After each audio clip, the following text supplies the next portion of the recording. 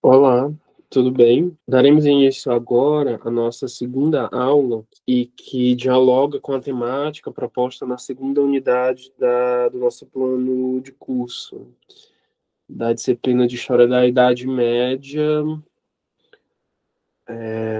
promovida pelo curso de Licenciatura em História do Centro de Educação Aberta à Distância da Universidade Federal do Piauí. Bom, essa segunda unidade ela vai tratar sobre um aspecto bastante relevante e ela dialoga e se desdobra, na verdade, a partir do que nós apresentamos na última aula, do aspecto apresentado na última aula, que seria a dimensão religiosa presente na Idade Média, que é vista como um aspecto bastante central, que tem uma relevância inegável. Como eu disse na unidade anterior, não é um único aspecto, mas é um aspecto que merece uma compreensão mais detalhada. E a segunda unidade, ela se propõe a pensar o papel ou a relação da autoridade religiosa com uma política a partir de alguns modelos e práticas. Nós recordamos que, ao falar de Idade Média, nós não podemos tratar desse recorte temporal e espacial de modo homogêneo, e que as experiências vividas nesse contexto, elas variam de acordo com o espaço e com o tempo. Bom, a noção de feudalismo, como exemplo explicativo da sociedade medieval, é problematizada por Elizabeth Brown, num texto intitulado de The Tyranny of a Construct. Ela denuncia a rigidez do termo e sua inadequação para expressar a complexidade das relações políticas e sociais medievais. Em vez de uma estrutura fixa, o que se observa é uma sociedade altamente fragmentada, construída sobre redes de dependência pessoal, juramentos de fidelidade e obrigações mútuas. Dinâmicas que fundamentam essa cultura política baseada nas negociações constantes da autoridade. Então, é preciso atentar para esse primeiro aspecto.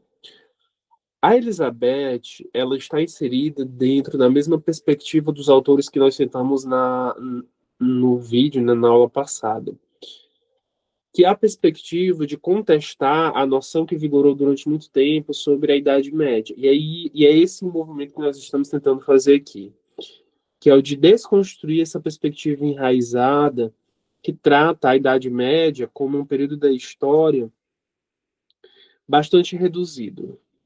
Então, para Elizabeth, que vai na perspectiva contrária dessa perspectiva dominante, a Idade Média, e ela contesta até a própria noção de feudalismo que está ligada à Idade Média, né? é, é um período muito complexo e que não pode ser vista sob a ótica da unidade. Para ela, é uma sociedade fragmentada em termos de crenças, de práticas e de instituições, e que se amalgama a partir das redes de dependência pessoal, dos juramentos de fidelidade e das obrigações mútuas. Esses seriam os elementos estruturantes da sociedade, e a partir desses elementos é que decorreriam que decorreria o surgimento de outros aspectos ou de outras características, né, desse contexto.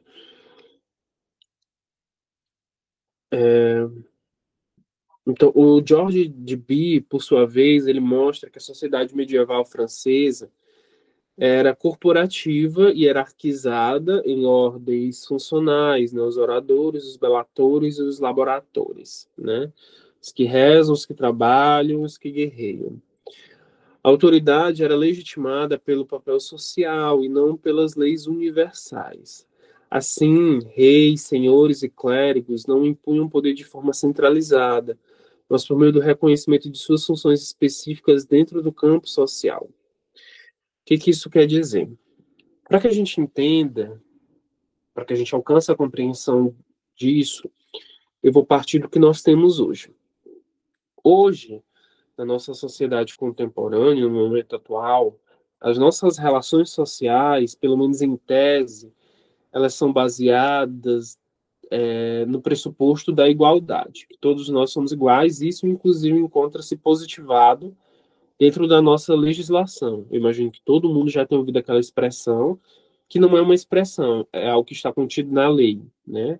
Mas que é muito popular, é a expressão de que todos nós somos iguais perante a lei. O que isso significa na prática? Esse entendimento de que todos nós somos iguais perante a lei quer dizer que,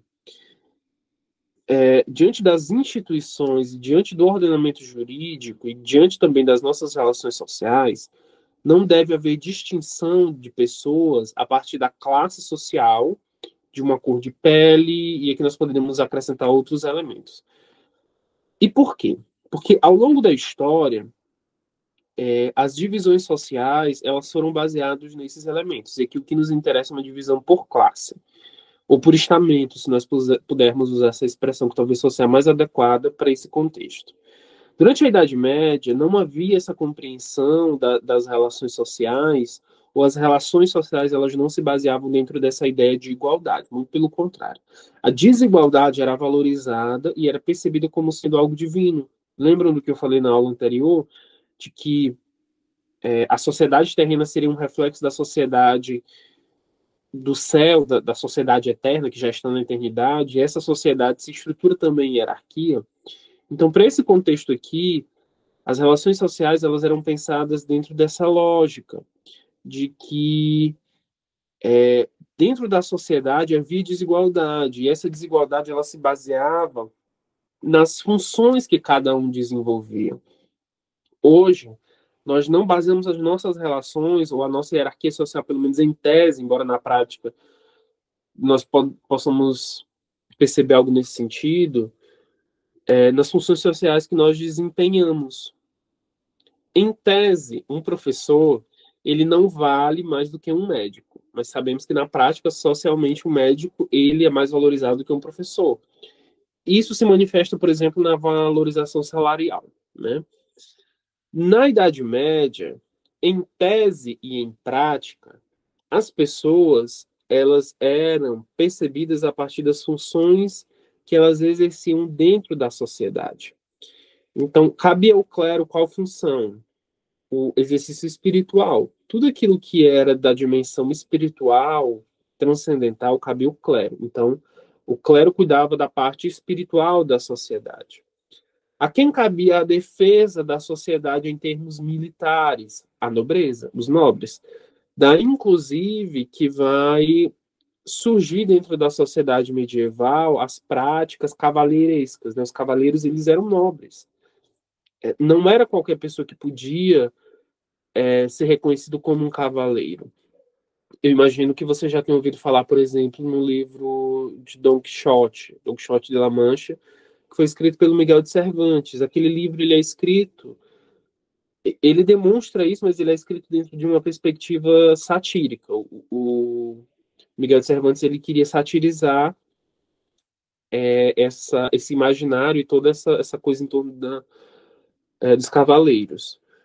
Mas, para dizer o seguinte, dentro dessa sociedade havia uma divisão de funções.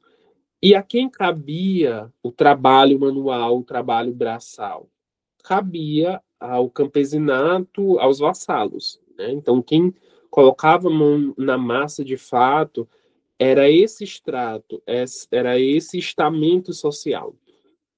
E é importante perceber que essa organização social ela estava baseada ou pelo menos legitimada dentro de um pensamento e de um conjunto de valores morais e políticos que encontravam legitimidade no pensamento religioso. E aqui eu remeto mais uma vez ao que foi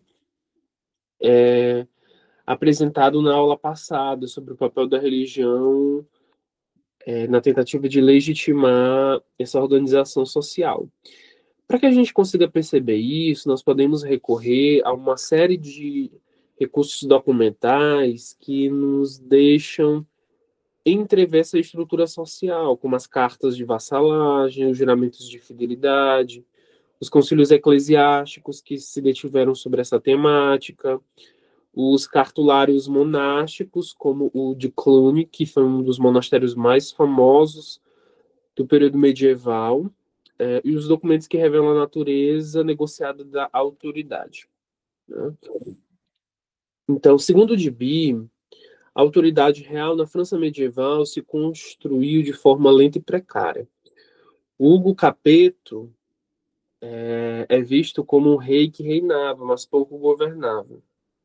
A sua autoridade, ela dependia mais do prestígio dinástico e da aliança com a igreja do que do controle efetivo do território.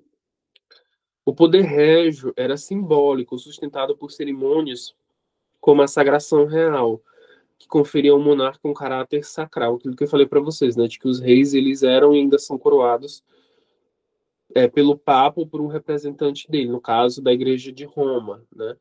No caso da Igreja Anglicana, né, na Inglaterra, quem coroa o monarca é um bispo da Igreja Anglicana, né? E no caso da Inglaterra, o monarca ele é coroado por um bispo, mas ele também é o chefe da igreja anglicana, né? Então, a Elizabeth Brown, ela critica a tendência dos historiadores em projetar no passado medieval uma imagem estática da autoridade régia. Ela destaca que a autoridade era contestada local, construída pela atuação de redes sociais, onde o rei era apenas um ator entre muitas. A centralização real só ganha força com o fortalecimento das estruturas administrativas e judiciais, sobretudo entre os séculos 12 e 13, né? Então, quando a gente pensa em autoridade real nesse contexto, é muito comum nós atrelarmos a figura do rei à ideia de um poder quase que total. Mas o poder do rei ele estava submetido ao domínio e à vontade da igreja, né?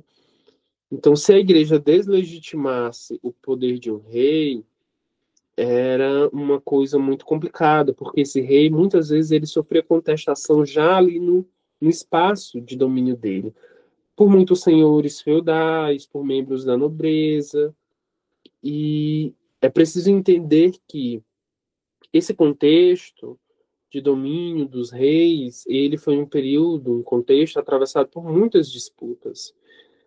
Isso se manifesta, por exemplo, nas trocas das dinastias, né? Aqui nós temos o exemplo do Capeto, que pertenceu a essa dinastia, mas ao longo da história nós vamos percebendo que as dinastias, os grupos que dominam essas monarquias, eles vão se sucedendo em razão das disputas políticas que eles vão travando entre si, né? A nobreza ela sempre briga entre si por esse poder.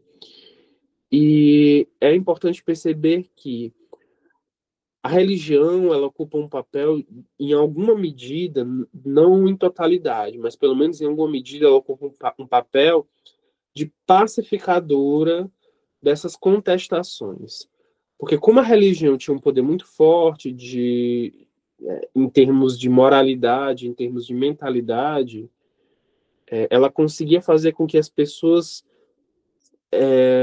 se não deixassem de contestar, pelo menos pacificassem essas contestações um pouco a partir da sua autoridade. Né? Quando a igreja legitimava, quando a igreja sagrava um monarca, ela conseguia de alguma forma pacificar isso por algum tempo.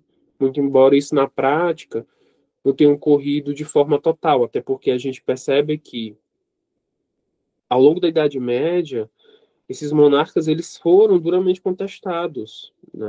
Alguns foram assassinados, enfim, aqui nós poderíamos falar sobre as tentativas de deslegitimação dos monarcas por horas a fio, mas o que nos interessa é que o, a religião ela ocupa esse papel central no processo de legitimar, de dizer, olha, o poder que esse monarca exerce é um poder legítimo, porque é um poder dado por Deus, confirmado pela igreja, que é a representante de Deus na terra, portanto, vocês devem respeitar. Se não respeitam, pelo menos finjam que respeitam, né? Então, cabia à igreja o papel de legitimadora dessas relações, né? E é importante nós nos atentarmos para um outro aspecto, que os reis, eles não dominavam porções territoriais tão extensas. Por exemplo, no caso da Inglaterra. A Inglaterra hoje ela é uma monarquia, né? E o rei da Inglaterra ele tem domínio sobre diversos territórios que inclusive estão fora da Inglaterra, que é aquilo que nós entendemos como o Reino Unido, né? Mas no passado esses reis eles tinham um poder bastante circunscrito, com exceção de alguns pouquíssimos casos ao longo da Idade Média. A maioria dos reis eles vão ter um poder bastante limitado, né, territorialmente falando. A figura do Papa que vai ter uma figura mais central e que vai ter um poder universal, né, no sentido de que se estende para outras porções territoriais, né? Então, os reis eles tinham um poder, mas não era tanto poder assim. A partir do século XII, sobretudo com o fenômeno das cruzadas e com o enfraquecimento da dinâmica social e política dos senhores feudais, é que esses reis vão conseguir centralizar ainda mais poder. A gente lembra que os senhores feudais eles foram os responsáveis por financiar as cruzadas, e como as cruzadas elas não conseguiram alcançar o objetivo a que se pretendiam, que era de reconquistar a Terra Santa, eles não obtiveram o retorno esperado. E por conta disso, muitos senhores feudais foram enfraquecidos.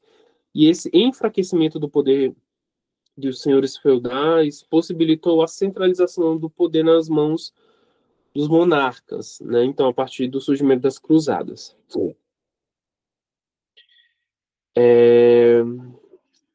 Então, daí a gente vai para um outro aspecto, que é a igreja papal, o clero secular e regular. É importante fazer aqui uma distinção no que nós entendemos como a estrutura da igreja. Quando nós falamos de igreja católica, nós estamos falando de uma estrutura, de uma hierarquia que é muito complexa e que sofre ramificações, né? No topo dessa hierarquia, nós temos a figura do Papa, que é um bispo e que recebe esse título. O papado ele é um título honorífico, né? Tanto que o Papa ele não é ordenado, não existe um sacramento para que um Papa seja ordenado. Ele é um bispo que recebeu um título, que é o cardinalato. Cardeal é um título também honorífico. E no topo dessa titulação estaria o papado. O Papa ele é percebido como o primeiro dos bispos. Ele é o primeiro, mas ele continua a ser um bispo, tanto que ele é o bispo de Roma, né? Abaixo do Papa, nós temos os demais bispos, né? Os cardeais também são bispos. Temos os bispos que não são cardeais, e nós vamos ter os demais membros dessa hierarquia, que será o clero ou os presbíteros, né? Esse clero, ele é dividido em dois tipos. Nós temos o clero regular e o clero secular. O clero regular são padres que pertencem a ordens religiosas, como, por exemplo, aos franciscanos, aos mercedários, aos carmelitas, aos beneditinos. São homens que ingressam em ordens religiosas, fazem voto de pobreza, castidade e obediência, vivem dentro de conventos ou de monastérios e são ordenados como padres. Geralmente eles usam um hábito que caracteriza aquela congregação ou aquela ordem religiosa. Em paralelo a isso, nós temos o clero secular, que são dos padres, que, no caso, homens, que entram no seminário, estudam, passam tempo naquele seminário, depois saem dessa instituição, que é o seminário, e vão para alguma paróquia, né? E estão diretamente submetidos à figura do bispo. O clero regular está submetido ao bispo, mas de uma maneira mais indireta. Então, existe essa diferença entre esses membros do clero. Abaixo do clero, né, dos padres, nós temos os diáconos, que são divididos em dois tipos também, os diáconos transitórios, ou seja, são diáconos que em algum tempo vão virar padres, e há os diáconos permanentes, que são homens que não vão ser padres porque são casados, né, com mulheres. E abaixo deles nós temos os fiéis leigos, né, que podem ser consagrados a uma ordem religiosa ou não, né? Então, quando a gente pensa em estrutura da igreja, a gente está falando dessa estrutura hierárquica que se ramifica e que pode sofrer alguns acréscimos, mas aqui o tronco central que nos interessa é isso aqui, né? Então, a igreja, em sua hierarquia, ela possui uma relação que é uma relação de mando. A figura máxima em termos de autoridade é o Papa. Então, aquilo que o Papa determina deve ser obedecido por todos os outros membros dessa hierarquia que estão abaixo dele, né? Então, o Papa ele tem um poder muito grande dentro dessa estrutura, né?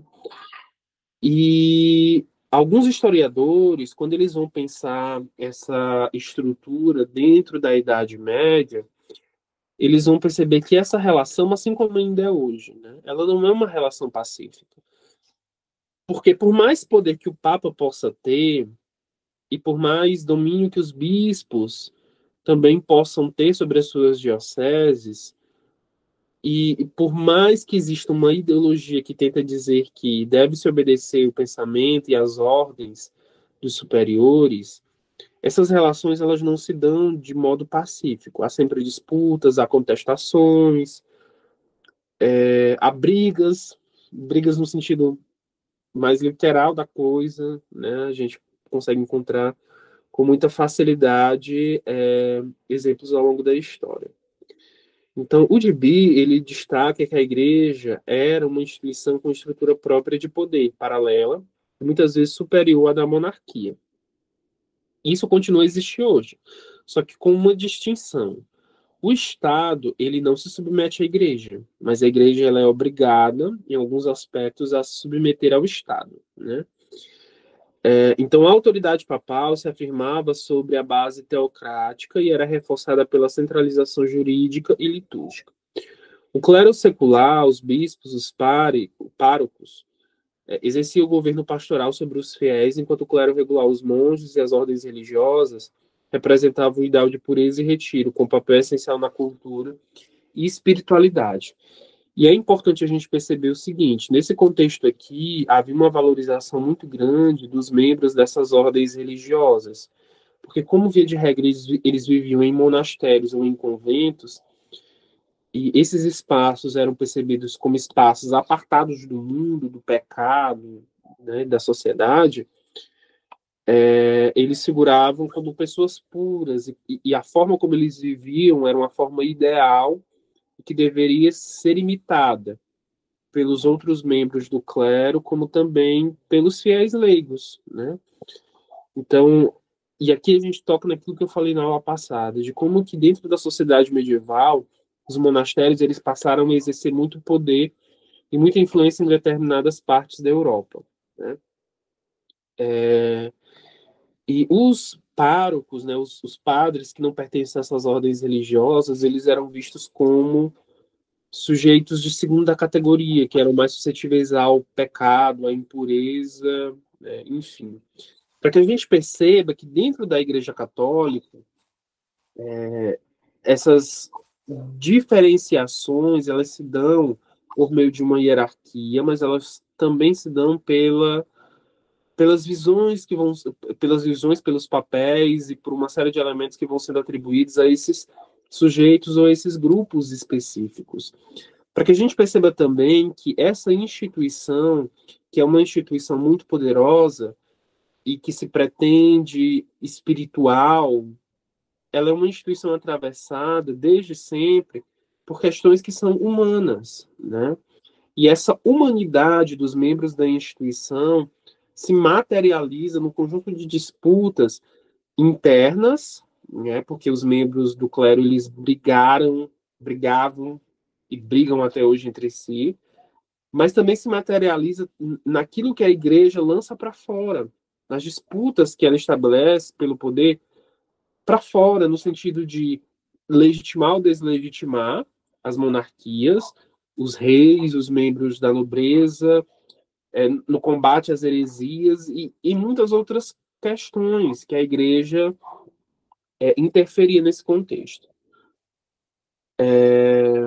Então, no século XII, vai ocorrer um movimento chamado de Reforma Gregoriana, que foi um momento chave para a afirmação do papado, com documentos como o Dictatus Papae de Gregório VII, que proclama a supremacia papal sobre os reis. A Elizabeth Brown, ela salienta que a autoridade papal, embora fortemente idealizada, era construída e negociada em tensões constantes com poderes locais, reis e imperadores. Para que a gente perceba que o domínio sobre o elemento espiritual, ele servia como um mecanismo para estabelecer disputas políticas, né? O papado, ele vai construindo uma ideologia em torno de si para reafirmar o seu papel de primazia e de legitimador do poder temporal. E aqui, com a reforma gregoriana no século XI, nós vamos perceber que há um avanço nessa tentativa ideológica de legitimar o papel do papado. E aqui não se encerra essa tentativa. A igreja ela vai chegar ao ápice dessa tentativa já num outro contexto, que é no século XIX, já no período contemporâneo. E já é um outro contexto que não cabe aqui uma discussão sobre isso. Mas para que com isso a gente perceba que essas disputas pelo poder são disputas que também passam pelo discurso, no sentido de dizer às pessoas, através dos documentos e até mesmo de dogmas, porque no século XIX o papado, né, aquilo que é definido como a infabilidade papal, torna-se um dogma. E para a igreja os dogmas não podem ser contestados, né? Então, a infabilidade do Papa, enquanto autoridade de fé, é infalível para a igreja, né? E essa lógica, ela está inserida dentro desse conjunto de disputas ideológicas e não só ideológicas e discursivas, mas também práticas pelo poder, né? O Papa, ele legitimava o poder dos reis e dos imperadores, mas ele também competia em termos de poder com esses reis e esses imperadores, né? A partir disso, é possível fazer uma leitura desse processo através de alguns documentos, como as bulas papais, os registros de concílio, como o de Latran e o de Clermont, os cartulários monásticos, o Dictatus Papae, a correspondência papal, como, por exemplo, as cartas do Papa Inocêncio III, né? E aí a gente entra num outro aspecto que é a religião e a religiosidade, né? Então, o Dibeli analisa a religiosidade medieval como profundamente enraizada na vida cotidiana e na concepção de mundo. A igreja não apenas controlava os ritos e sacramentos, mas também organizava o tempo, com o calendário litúrgico e o espaço com peregrinações, relíquias, igrejas e mosteiros, tudo aquilo que eu já citei para vocês anteriormente, né? O cristianismo moldava a cultura política ao justificar hierarquias sociais como expressão da vontade divina. Vejam só. As práticas religiosas, elas vão sendo, nesse momento da história, pela Igreja Católica, constituídas como formas de controle social. E não imaginem aqui, quando a gente fala de controle social, como sendo um bando de velhinhos que entram numa sala secreta e vão maquinar sobre uma forma de controlar a sociedade. Não é isso. O controle social, ele se dá por uma necessidade do poder. O poder, ele tem uma necessidade. E ele não vai ser pensado, talvez seja em algum momento, em algum contexto, mas não nesse contexto aqui. Ele vai sendo pensado como uma forma de estabelecer o controle, mas de uma maneira muito mais sutil e sofisticada, que é por meio dessas práticas espirituais. Dentro da sociedade medieval, a, a espiritualidade, a religiosidade, as práticas espirituais, elas ganham um papel muito importante. Até porque a religião, ela assume a função de ser matriz explicadora dos fenômenos sociais, políticos e naturais. É só que a gente recorrer àquele texto acho que do Gibi também, né, História do Medo no Ocidente, onde ele vai explicar como que o medo ele servia para poder orientar muitas práticas. E muitas, não só as práticas, mas a compreensão dos fenômenos também, inclusive os fenômenos naturais, os fenômenos da natureza, como as pragas, o medo que se tinha do oceano, enfim. Então, a religião, como essa matriz explicativa da realidade, acabou angariando, por meio dessas práticas que controlavam a vida social, muito poder. Porque, por exemplo, o camponês que ia cuidar da plantação, ao sair de casa, ele precisava rezar para pedir proteção. Ao meio-dia, ele parava para poder não apenas se alimentar, mas para poder fazer uma oração. No final do dia, esse camponês ele também era obrigado a fazer orações, antes de dormir também. E essa divisão do dia em horas específicas para oração, que eram seguidas pelos camponeses, imitava a vida que era levada dentro dos monastérios, porque os monges eles seguem uma rotina de oração através daquilo que se define como horas canônicas. A vida nos monastérios é regulada pelas horas canônicas, que são as horas dedicadas à oração. Então, existem as vésperas, ou melhor dizendo, as laudes, as terças, as sextas, as nonas, as horas, as vésperas, as completas, o ofício das leituras. São um conjunto de orações que precisam ser feitas ao longo do dia pelos monges, né, pelos membros das ordens religiosas, e isso vale até hoje, né? E, no caso, as pessoas que trabalhavam no campo não tinham acesso a essas orações de maneira sofisticada, até porque dentro dos monastérios eles utilizavam e utilizam até hoje um conjunto de instrumentos, como os breviários, que são conjuntos de orações. Se tinham as salmodias, enfim, uma série de coisas. Então, dentro da vida comum das pessoas que não viviam nos monastérios, eles procuravam imitar essas práticas, mas através de adaptações. Então, como eles não tinham acesso aos breviários, né, aos saltérios, esses livros de orações, eles foram adaptando. Daí que vai surgir também um conjunto de orações que são rezadas, né, que são utilizadas pelos católicos até hoje, como é o caso do terço, né? O terço, ele é um terço de um todo. E o que seria esse todo? Seria a oração do Rosário, que é uma oração de 150 Ave-Marias, intercalada com Pai Nossos, né, e com algumas outras orações, com algumas jaculatórias, e que imita os 150 salmos que os monges rezavam nos monastérios. Então, como as pessoas não sabiam ler e não tinham os breviários, né, os livros para fazer as leituras, porque eram analfabetas e pobres, livros nesse contexto era muito caro, então eles imitavam o que os monges faziam, só que através das orações da Ave Maria, né? Então eles vão fazendo essas adaptações, e a religiosidade vai marcar a vida nos monastérios, mas vai marcar também a vida das pessoas simples, das pessoas comuns. Claro que com essas adaptações que vão sendo feitas, né? Então, a Elizabeth Brown reforça que a religiosidade popular escapava muitas vezes ao controle da igreja. Os movimentos heréticos, as devoções locais e culto de santos indicam uma religiosidade plural, onde o controle da autoridade eclesiástica era frequentemente disputado.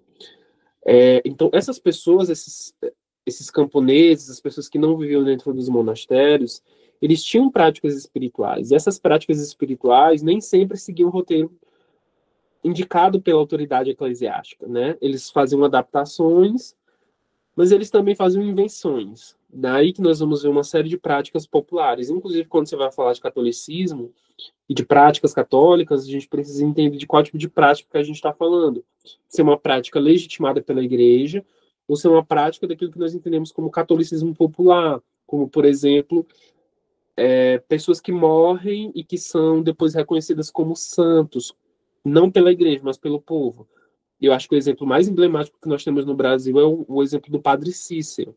Padre Cícero, ele é fruto de uma devoção popular, não foi instituída pela igreja. Foi o povo que fez esse movimento de o reconhecer como santo, E a igreja se viu constrangida e, depois de muito tempo, acabou se abrindo a possibilidade. Hoje, porque, eu não sei se você sabe, mas o padre Cícero, quando ele morreu excomungado, ele morreu fora, ele morreu brigado com a igreja, né? E só agora, durante o papado do Papa Francisco, foi que a igreja retirou essa excomunhão, né? E que deu início agora a um processo de canonização, passado, acho que mais de um século da morte dele, né? Para que a gente perceba com isso que, por mais que a igreja ela tente estabelecer esse controle, ela tente criar uma estrutura de organização da sociedade, ela consegue em alguma medida, mas ela não consegue em sua totalidade, porque as pessoas elas adaptam e as pessoas elas disputam o poder, né? O poder ele não é exercido apenas pelas grandes instituições e pelas grandes autoridades, o poder ele também é disputado por aqueles que são dominados, né? Então, para que a gente perceba isso, nós podemos ter contato com as agiografias, que são as biografias sobre a vida de santos, o Inquisito, o registro de confissões e penitências, os sermões, os testamentos espirituais e os relatos de milagres, né? Então, a construção da autoridade da monarquia e da igreja na Idade Média deve ser compreendida não como um dado fixo, mas como um processo histórico, simbólico e relacional. Tanto Brown como Debye apontam para a negociação constante da autoridade no interior de uma cultura política fragmentada e simbólica. A análise documental revela um mundo onde o poder era performativo, relacional e ritualizado, e onde o imaginário religioso era uma linguagem comum para legitimar tanto a realeza quanto o papado, né? E aqui a gente entra num outro aspecto muito relevante do contexto medieval, que é a noção de heresia, né? O conceito de heresia, historicamente utilizado para classificar doutrinas ou práticas divergentes de uma norma religiosa estabelecida, tem sido alvo de críticas significativas. Essas críticas questionam a própria natureza da heresia, a quem cabe definir o que é ortodoxo e herético, e as implicações sociais e políticas dessa classificação. Então, originalmente, o que a heresia significava? A palavra heresia ela tem origem no grego aireses, que significa escolha ou opção. Inicialmente, na filosofia grega, heresia referia-se à escolha de uma escola de pensamento ou método de investigação. No entanto, com o surgimento do cristianismo, o termo adquiriu conotação negativa, passando a ser associado à negação de algum dogma considerado verdadeiro. Ou seja, lá na Grécia, e no contexto filosófico, tinha era atrelada a uma noção bastante específica, que não era uma noção negativa, mas com o cristianismo, heresia tornou-se sinônimo de até de ofensa, algo muito negativo, né? Então, esse conceito de heresia que foi instituído pelo cristianismo, ele sofreu e ainda sofre uma série de críticas. Até porque, desde o surgimento do cristianismo, uma série de heresias acompanham o cristianismo, né? Nós temos o caso do arianismo, que é a negação da divindade de Jesus, nós temos o maniqueísmo, e nós vamos ter uma série de heresias que vão ser objeto de muita disputa e que os concílios realizados ao longo dos séculos vão tentar responder essas heresias, né? Essas dissidências. Então, no que se refere às críticas ao conceito de heresia, nós podemos apontar alguns aspectos, pelo menos dois. Eu acho que tem mais, talvez não. Primeiro seria a ideia, o que está atrelado à subjetividade e poder. A definição de heresia muitas vezes depende da perspectiva da autoridade religiosa ou política dominante, podendo ser utilizada para silenciar dissidências e manter o controle social. Então é muito fácil eu recorrer a essa categoria de heresia e dizer que a ideia do outro, do meu oponente, é uma heresia, para poder atacá-lo, né, e deslegitimar o discurso dele. Então, a heresia ou o discurso sobre a heresia está atrelado à prática do poder. O outro aspecto que é a imposição de uma única verdade. A acusação de heresia pressupõe a existência de uma verdade única e absoluta, que pode ser contestada por diferentes interpretações e tradições religiosas ou filosóficas. A igreja ela trabalha com essa ideia de verdade. E a igreja, ela arroga para si o discurso de que ela seria a única capaz de interpretar a revelação divina. Então, como seria ela a única autorizada a fazer isso? Qualquer pessoa ou grupo social, o grupo religioso que pretenda fazer a mesma coisa sem a autorização dela, incorre em heresia, né? Então, a igreja, ela parte dessa ideia de verdade única, que está sob o domínio dela, e quem não está submetido à autoridade da igreja incorre em heresia. Nós temos aqui outros aspectos, que é o aspecto da exclusão e estigmatização. A classificação de um indivíduo ou grupo como herege pode levar à sua exclusão social, perseguição e até mesmo violência, que era algo muito comum na Idade Média. As figuras tidas como heréticas, elas podiam sofrer uma série de sanções sociais, não serem aceitas mais na sociedade, a depender do contexto em que a gente está falando, elas podiam até ser presas e condenadas a algum tipo de pena, né? A limitação do pensamento é um outro aspecto, que a ameaça de ser rotulado como herege pode inibir a livre investigação, debate e desenvolvimento de novas ideias. Outro aspecto é o uso político da heresia, né? O conceito de heresia tem sido utilizado historicamente para justificar a perseguição de opositores políticos e a manutenção do poder de certas instituições, né? Até porque depois disso, com o passar do tempo, a noção de heresia ela foi sendo apropriada por outras instituições, não apenas a Igreja Católica. Então, daí nós vamos para um outro aspecto, que é o cristianismo e a cultura ocidental. Segundo Tom Holland, que não é o autor que interpreta o Homem-Aranha, mas é um historiador, acho que norte-americano, salvo engano, o cristianismo exerce uma influência profunda e abrangente na cultura ocidental, moldando até mesmo aqueles que se consideram seculares ou ateus. Em seu livro Domínio, o Cristianismo e a Criação da Mentalidade Ocidental, Holland argumenta que muitos dos valores e ideias que consideramos como universais e seculares são, na verdade, legados do cristianismo, né?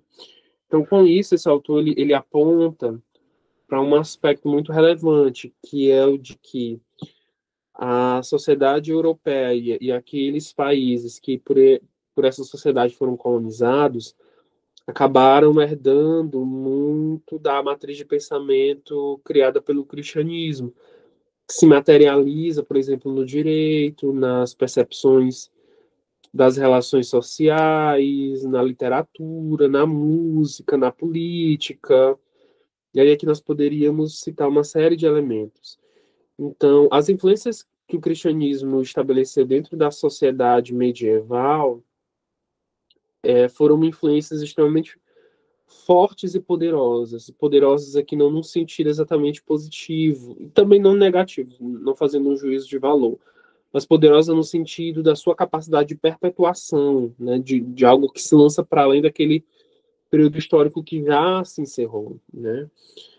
Então, o cristianismo, ele exerce uma influência profunda e invisível. O cristianismo não apenas mudou a história e a religião do Ocidente, mas também permeia suas estruturas de pensamento, ética e moral, muitas vezes de forma inconsciente.